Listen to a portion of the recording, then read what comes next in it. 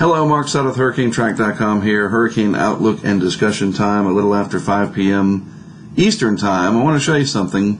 This is the last radar image that came out of the San Juan TJUA radar site. In fact, the radar site itself is right there for San Juan. And look at that. The outer maximum, the ring of strong winds was just passing over that area. The inner core was passing over southeast Puerto Rico. And this is the last image that we got before the radar site was knocked offline. And that was around 5:50 a.m. Eastern Time. And that's it. Ever since then, history was made in the very bad kind as has moved over the island and has brought torrential rainfall, massive flooding. It's still going on, unfortunately, and it's a shame that we don't have any radar from the area. But the Hurricane Hunter crew went to Curacao, they refueled, they came back, they flew around, and those folks are absolutely, they should receive, I know they're just doing their jobs, but even when you do your job and you go above and beyond the call of duty, I feel like they should have congressional medals of honor. You know, you can say, oh, they're just doing their job, but sometimes people become superheroes because they go above what's required to help with the saving of lives and the advancement of science. And this is just an incredible image, one for the history books. Here is Maria now. As it is moving out, you can see the eye starting to become a little bit more visible here in the last frame, and heavy rain still occurring. There's a little area of overshooting tops right there. Just an absolute cataclysm happening in Puerto Rico. St. Croix was also hit very hard, and you can still see, these very heavy rain bands extending out across parts of the Virgin Islands. Finally, things are clearing out over here. Should be a wonderful evening as everything clears out, and you can see the stars through the cirrus outflow from areas like Barbuda, Antigua, Anguilla, St. Bartolome, etc. And now we start focusing on what happens next. And as Maria moves off in this general direction, will it make a direct hit on the Turks and Caicos, or will it start to turn northwest more so before it gets there? So we shall see. And you can also bet that the Dominican Republic here, this land mass, will disrupt the inflow, but the core is expected to stay away from the coastline. But once Maria moves up into this area and clears Hispaniola more, then it should start to really re-intensify. And who knows, this could get a lot stronger than they're showing, just based on what we've seen in the past couple of days, right?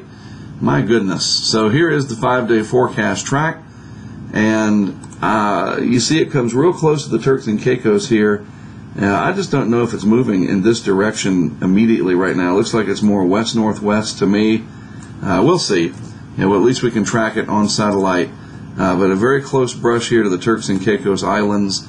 And then the hints here, just west of north and then just east of north here, and the cone getting a little farther away from North Carolina.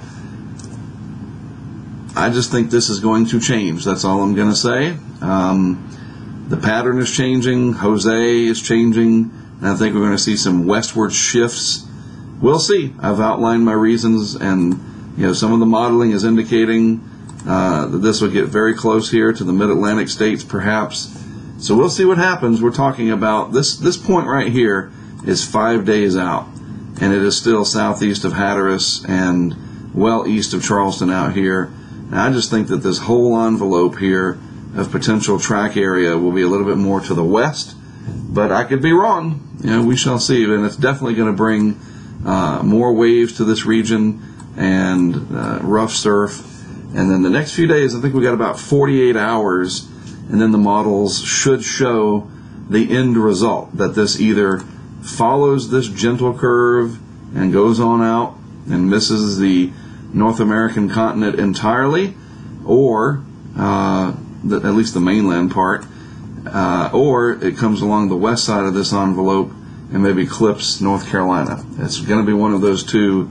I know that sounds obvious, but that's what I'm thinking. All right, and if you look at the modeling here from the afternoon plots, the Canadian CMC interpolated, it breaks the pack, so to speak, and comes up here and tries to run it into eastern North Carolina eventually. And some of the other modeling is more north with time over here, and then there are some that curve it off in this direction. So we're starting to see a spread in the model guidance at day 5, and that is to be expected.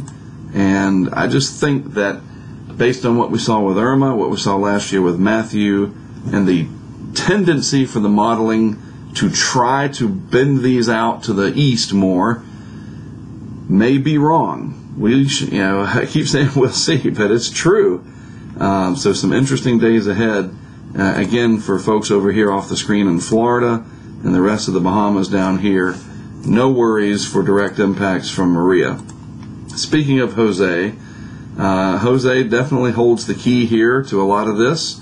And I think the more shallow Jose becomes in the atmosphere, where it's just these low-level clouds here and less deep convective activity, then the better chance the ridge and the atmosphere all through here sort of fills back in and allows more ridging over the north of Maria for a more westerly track. That's my theory anyway. We shall see if I'm right.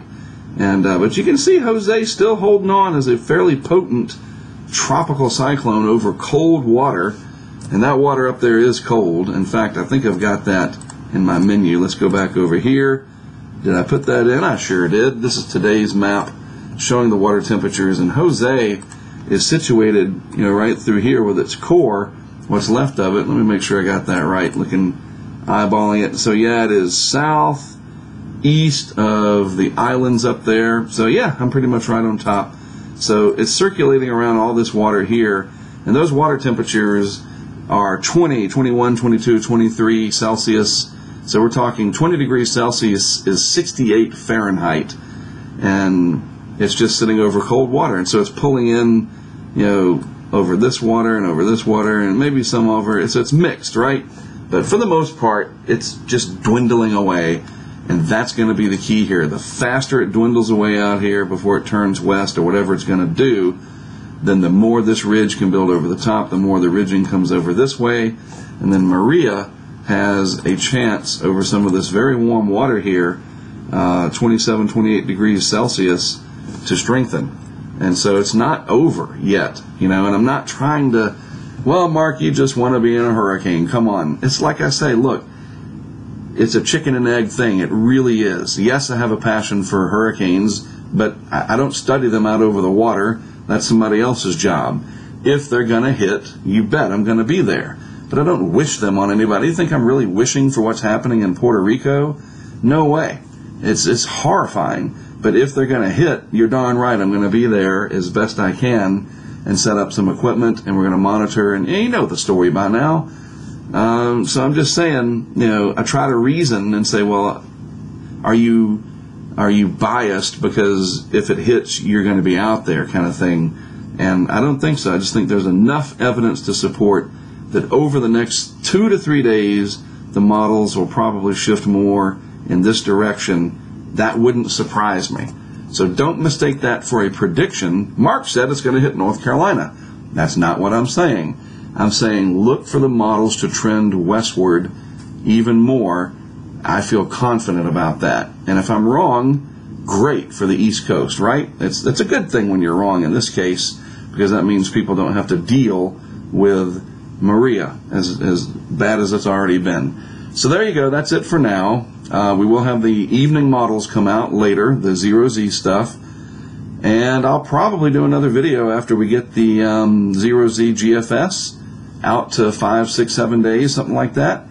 Just a real quick look at it. So between 12 a.m. and 1 a.m. Eastern, I'll put another video out. I just want to stay on top of this and make sure people are aware and we know what's happening with the trends in the models and the guidance, etc. And so, yeah, another video tonight, and we're just going to keep going, 3 per day until this is either done or we have to deal with it making landfall or a close approach, what have you, to the mid-Atlantic. All right, that's it for me. For me, from me, of me. I'm done. I'm going to go get some dinner with the family and do some stuff like that, kind of walk away from this for a little bit. But I'll be back later tonight. I am Mark Sudduth, HurricaneTrack.com. Thank you so much for watching. I'll have another video blog for you before 1 a.m. Thursday.